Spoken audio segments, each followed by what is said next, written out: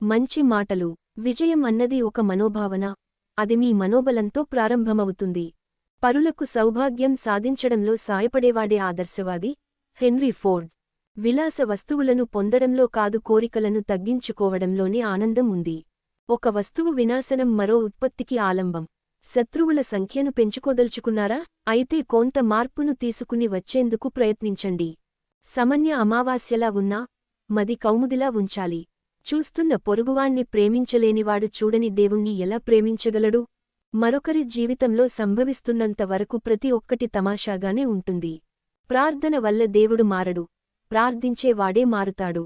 మన మాటలు చెప్పేదానికన్నా మన జీవితం చెప్పేది ఉత్తమమైనది. శాంతిని ఎవ్వరూ దానం చేయరు, ఎవరికి వారు సాధించుకోవాలి. ఎన్ని సంవత్సరాలు జీవించారని కాదు, మీ జీవితానికి ఎంత ప్రాణం పోసారన్నదే ముఖ్యం. ఈ రోజు మీకు నచ్చకపోయినా సరే, మిమ్మల్ని ప్రేమించేవారి సలహాను రాసిపెట్టుకోండి. నోరు తెరవనంతవరకు మూర్ఖుడు నెగ్గుకుస్తుంటాడు. ఒక అబద్ధపు మిత్రుడు 100 మంది శత్రువుల కంటే కూడా ఎక్కువ హాని చేయగలడు. తన కోసం ఎలాంటి కోరిక లేనివాడు అందరిచేత గౌరవాన్ని పొందుతాడు. సాంకేతిక నిపుణత్వాన్ని మాత్రమే కాదు, ఆత్మ గొప్పతనాన్ని కూడా సాధించాలి. వివిధ విషయాలకు సంబంధించినంతవరకు అందరూ అవివేకులే.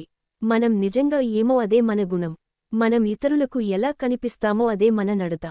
దేని స్థానంలో అది ఉంటేనే ఉపయోగం. ఉద్యానవనంలో ఆవు ఉండడం వల్ల ఏం లాభం? మాటలను వ్యక్తపరచడంలో పాండిత్యాన్ని కనబరచే సామర్థ్యాన్నే నిపుణత అంటారు. నాలుక వీపుకు దెబ్బలు తేకు. కార్యశూరుడి వలె ఆలోచించు, ఆలోచనాపరుడిగా వ్యవహరించు. సర్వసంగ పరిత్యాగం చేయనిచే మనిషి తన హృదయాన్ని ఇతరుల కోపం పని చేయడంలో లగ్నం చేయలేడు. మార్పు అన్నది జీవితానికి రుచినిచ్చే మసాలా లాంటిది.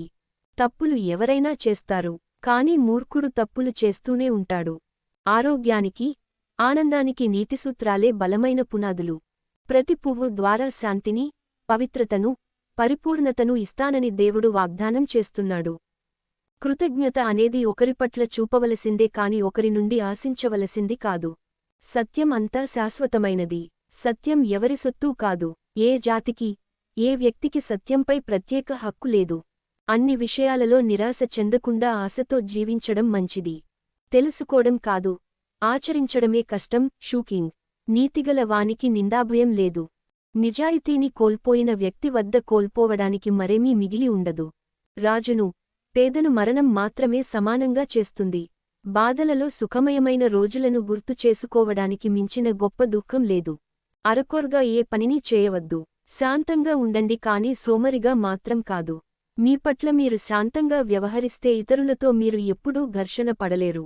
నష్టంలో కష్టంలో దేవుడు గుర్తుస్తాడు. మనం చేసే ప్రతి పనిలోనూ ఆనందం లేకపోవచ్చు కాని ఏ పని చెయ్యకుండా మాత్రం మనం ఆనందం పొందలేం. నిజమైన నమ్రతే గొప్పతనపు గుర్తు. ఆత్మ బలం లోపించిన వ్యక్తిలో శ్రద్ధ స్థిరపడదు. జీర్ణించుకోలేనన్ని నమ్మకాలు మింగకూడదు. వినయ విధేయతలున్నప్పుడు మీరు పూర్తిగా బీదవారు కాలేరు. వినయ విధేయతలు లేని పక్షంలో మీరు నిజంగా ధనవంతులు కాలేరు.